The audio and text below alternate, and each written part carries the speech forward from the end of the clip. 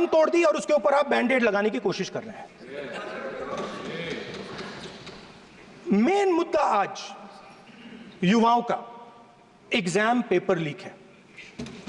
जहां भी हम जाते हैं, आपने बेरोजगारी का चक्रव्यूह बना दिया इनके लिए, और जहां भी हम जाते हैं वो कहते हैं देखिए बेरोजगारी है मगर पेपर लीक भी होता है।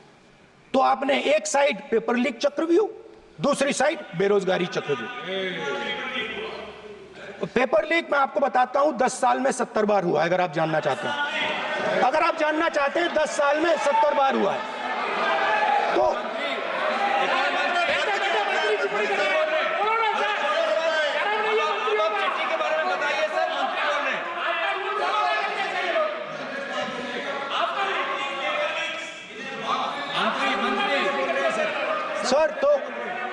सर तो पेपर लीक के बारे में फाइनेंस मिनिस्टर ने बजट में एक शब्द नहीं कहा है। युवाओं के लिए पेपर लीक सबसे जरूरी मुद्दा है, उन्होंने एक शब्द नहीं कहा है पेपर लीक के बारे में। एक बार उन्होंने पेपर लीक नहीं कहा, और उल्टा जो एजुकेशन बजट में पैसा देना चाहिए था वो आपने 20 साल में सबसे कम पैसा दिया है। 2.5% of budget is gone to education. Sir दूसरी तरफ आपने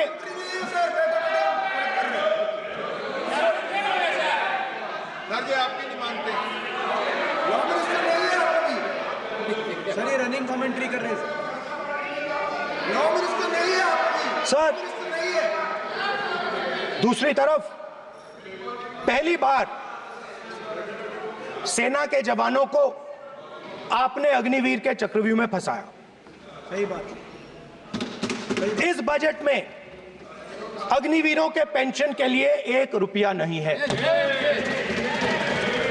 आप अपने आप को देशभक्त कहते हो, मगर जब अग्निवीरों की मदद करने की बात आती है, जवानों को पैसा देने की बात आती है, तो बजट में आपको 1 रुपया नहीं दिखाई देता।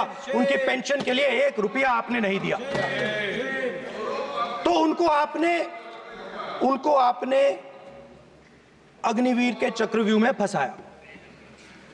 उसके बाद सर जो अन्नदाता हैं वो चक्रव्यूह से निकलने के लिए, आपके चक्रव्यूह से निकलने के लिए जो आपने बनाया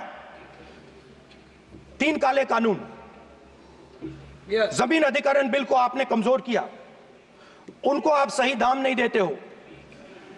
इस चक्रव्यूह से निकलने के लिए उन्होंने आपसे सिर्फ एक चीज मांगी है, 2 चीजें नहीं मांगी है, सिर्फ एक चीज मांगी है। उन्होंने कहा है कि हमें लीगल गारंटीड एमएसपी दे दो।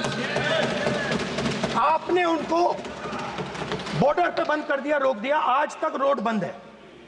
आप उनसे बात करने को तैयार नहीं है। वो यहां आए, मुझसे मिलने आए, आप उनको अंदर नहीं आने दे रहे थे। माननीय सदस्य, आप सदन में असत्य नहीं कहे। आप वो सर, आप देखिए 1 मिनट। हाँ चलिए, चलो।